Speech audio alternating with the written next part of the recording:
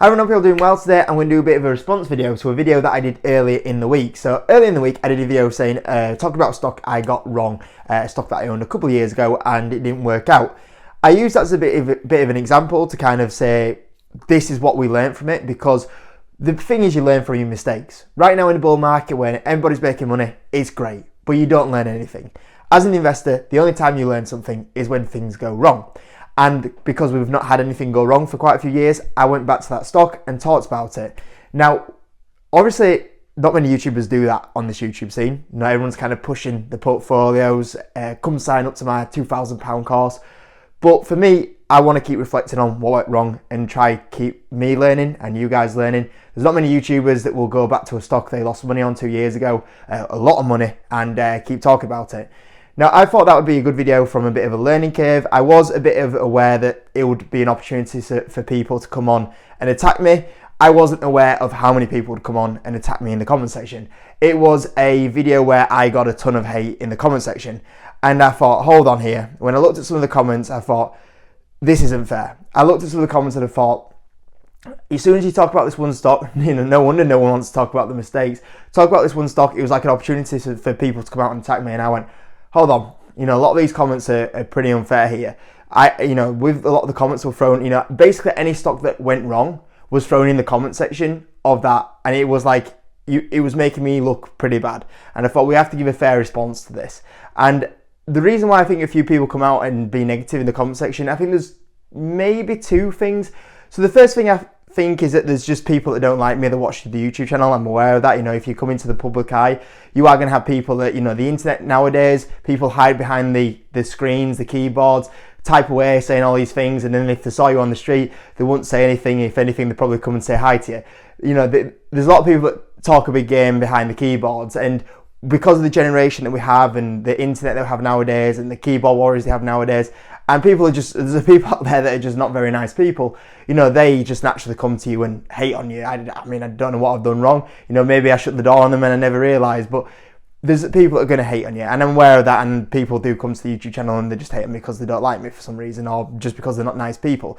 I'm perfectly aware of that. But there's also people that come and hate on you because maybe they're short on the stock, and because I've been talking about it in a good way and it's gone up, they might not like you for that reason. And I think there's also the aspect of maybe I talked about a stock and then that stock didn't perform very well, and then rather than blaming themselves for it and taking a bit of responsibility, they go, oh, but that guy talked about it, so I'm going to blame it on it. The same way is if I talk about a stock and it goes really well, it's not my suggestion, it's all their genius work that why the stock has gone up really well.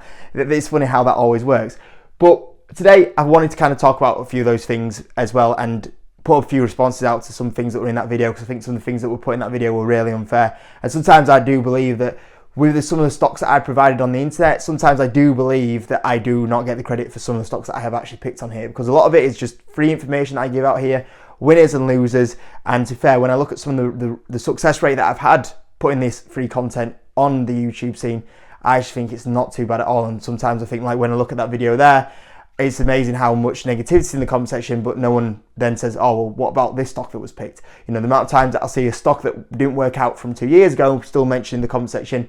How many times have I heard Dart Trace mentioned this year that we sold out for 100% gain this year? Since it was bought out, not hear it mentioned once in the comment section. The amount of times that I'll hear Gang still mentioned in the comment section, even though it was a stock from 2 years ago, still won nearly every week. It's funny how that works out.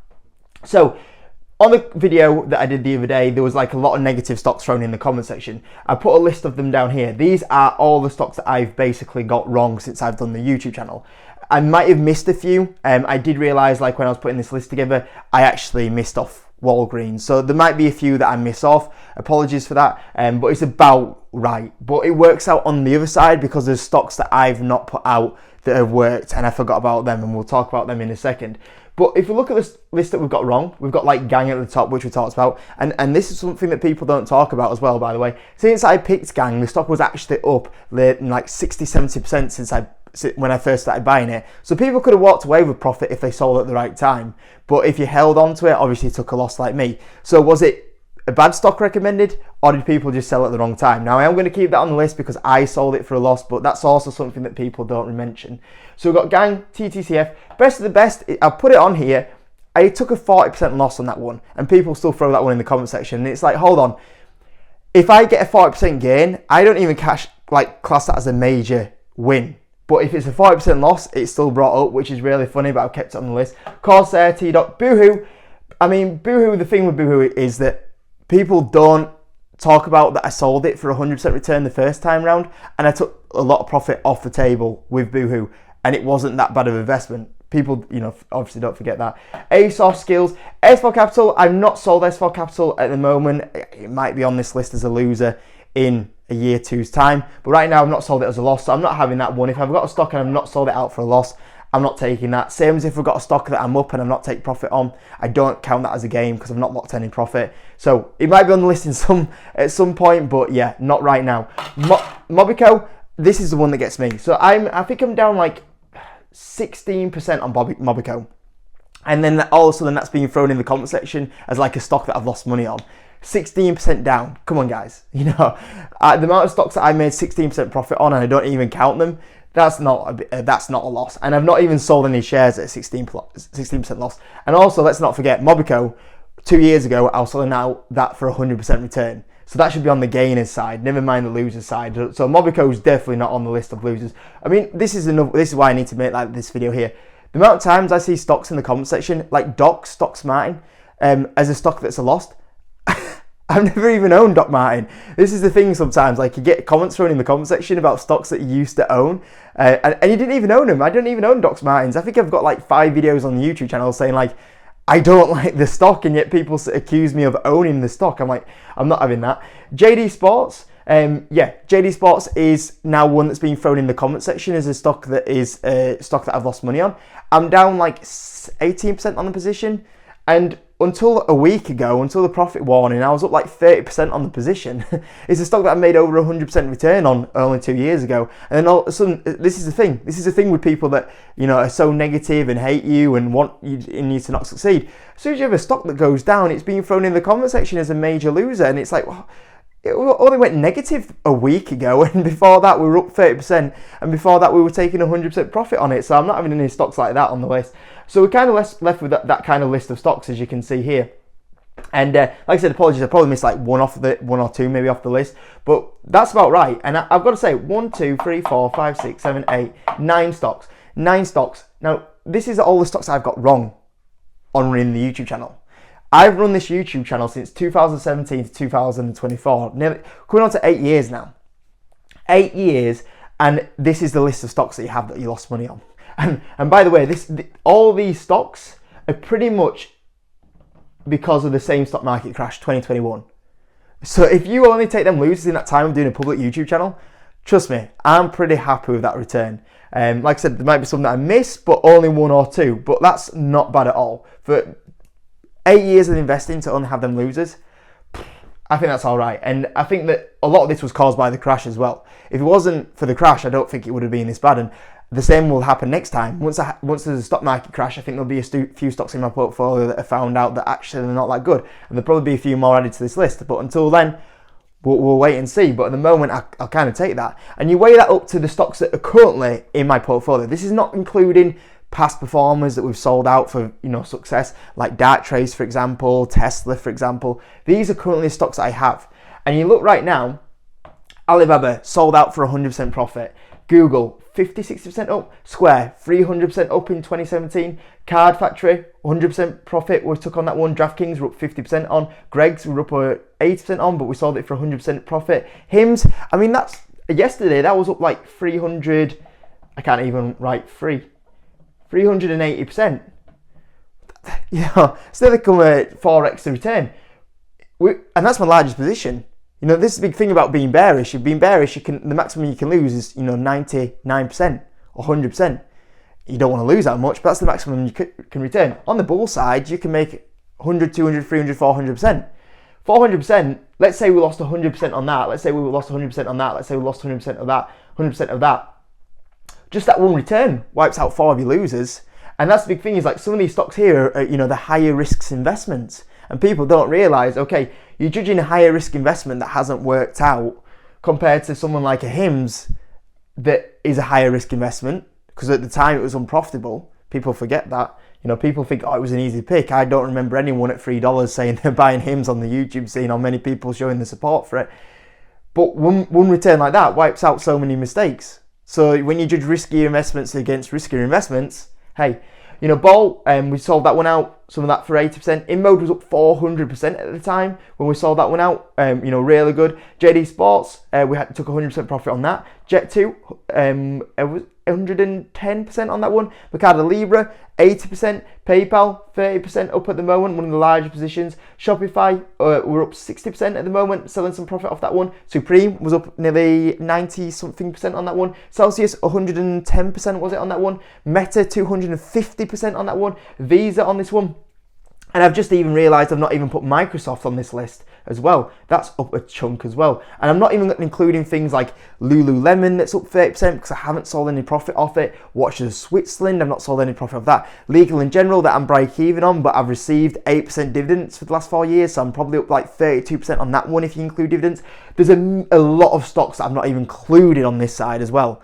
So the list of that can continue going up. Aviva, we're up 21% on Aviva. If you add the dividend on top of that, which is 7%-ish a year, I'm probably up around about 34% on that one there, Aviva. There's a ton of stocks that I've not even added onto this list. And this is just stocks that I own at the moment. So if you look at that at the moment, the hit rate would be around about 67%, which is okay. It's not great. You know, you would probably want a bit of a higher hit rate than that.